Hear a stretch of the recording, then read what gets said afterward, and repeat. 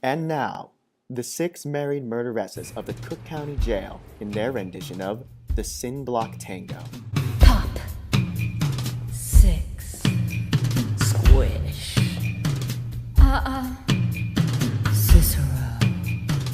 Lipschitz. Pop. Six. Squish. Cicero. Lipschitz. Anyone who knows anything about the 2002 movie Chicago knows that it is sensual as all get out. But between the revealing costumes, provocative dancing, and dramatic lighting, you have 5 women who have motives beyond who was sleeping with whom. Meet Liz. Liz is motivated by her anger. Before she even opens her mouth, she pushes Hunyak out of her way. They say actions speak louder than words, and that little shove screams anger management issues. Horace said anger is a short madness. Horace obviously never met me. You know how people have these little habits that get you down? Like Bernie. Bernie liked to chew gum. No, not chew. Pop. So I came home this one day and I'm really irritated and I'm looking for a little bit of sympathy. And there's Bernie lying on the couch, drinking a beer and chewing. No, not chewing. Popping! So I said to him, I said, you pop that gum one more time. And he did. Can you believe the nerve? All I asked was for Bernie to quit with the gum. And what did he do? He ignored me. I didn't ask for much. Anyway, long story short, I may have lost my temper and shot him in the head. Twice. How's that for a little madness? Did you happen to notice Liz's fascination with fire? For hundreds of years, fire has represented unrestrained passion. Fast forward to the end of my story. She pulls a red scarf, symbolic of passion and murder, out of his head. Exactly where I shot him. Once again, her actions speak volumes as the motion of yanking the scarf out is fast and brutal, much like the bullet she fired. Now enters envious Annie. For the one who envies gains nothing for himself, and deprives the one he envies of nothing. I met Ezekiel Young from Salt Lake City about 2 years ago, and he told me he was single, and we hit it off right away. So we started living together. He'd go to work, he'd come home, I'd fix him a drink, we'd have dinner, and then I found out. Single, he told me. Single my ass. Not only was he married, oh no, he had 6 wives. One of those Mormons, you know? So that night when he came home from work, I fixed him his drink, as usual. Sure enough, I got nothing but 20 to life by killing Ezekiel. You see, Ezekiel had 6 wives. He belonged to 6 other women. We were not officially married, meaning I didn't have the same claim the other 6 suckers did. If I can't have him, nobody can. I knew I couldn't take him in a fight, and blood is just so messy. So naturally, I poisoned him, sealing his fate with a kiss. You know, some guys just can't hold their arsenic. Here's June! Now, my story can be a little confusing. See, those other women were wronged by their men, and so they sought revenge. I was cheating on my husband. I suppose technically I was the one doing wrong. Poor Wilbur's only fault was finding out about the affair and making a scene. Now I'm standing in the kitchen, carving up the chicken for dinner, minding my own business. In storms my husband Wilbur in a jealous rage. "You've been screwing the milkman," he says. He was crazy, and he kept on screaming, "You've been screwing the milkman!" And then he ran into my knife. He ran into my knife 10 times. Now, look at June's story with a focus on gluttony. Gluttony is almost always associated with food. Do you know what else is associated with food? Sex. Do you really think I would look this good if I was eating more than my fair share? No, sir. I was having more sex than I probably should have, though. There's also this little fact that I stabbed him in the stomach, in the kitchen, where I was cooking.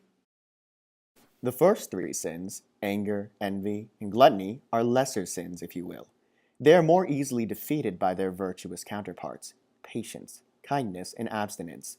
This is why you have hunyak, to separate the lesser sins from the big two, pride and greed.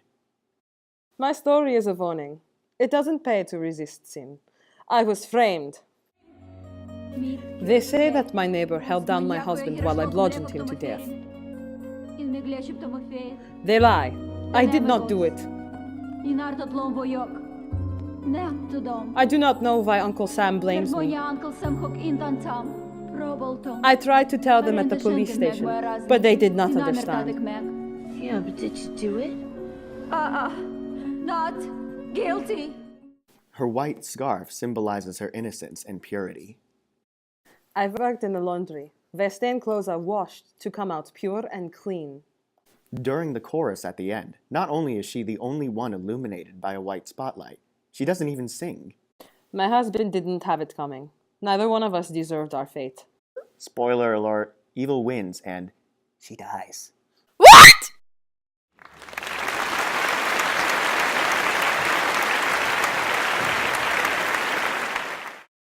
Velma Kelly is one of the main characters. It makes sense then that my pride pushes me to murder. Pride is, after all, considered the deadliest of the 7 sins, defined as undue exaltation by Augustine. Which describes Velma pretty well. That girl will do anything for the spotlight. Including murdering my own husband and sister. My sister Veronica and I had this double act, and my husband Charlie traveled around with us.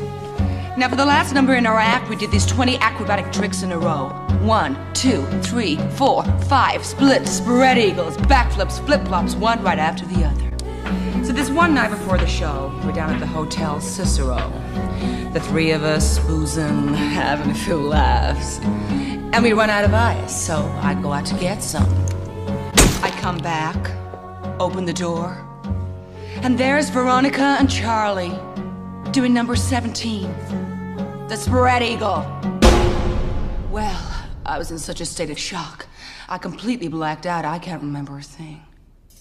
It wasn't until later, when I was washing the blood off my hands, I even knew they were dead. I am the only murderess who has killed more than one person, a crime emphasizing the deadliness of pride to one's immortal soul. As Velma's press interview indicates, she is proud of the fact that she killed her cheating husband and sister. It has won me more press time and limelight than I would have ever gotten otherwise. I have no remorse. Why should I?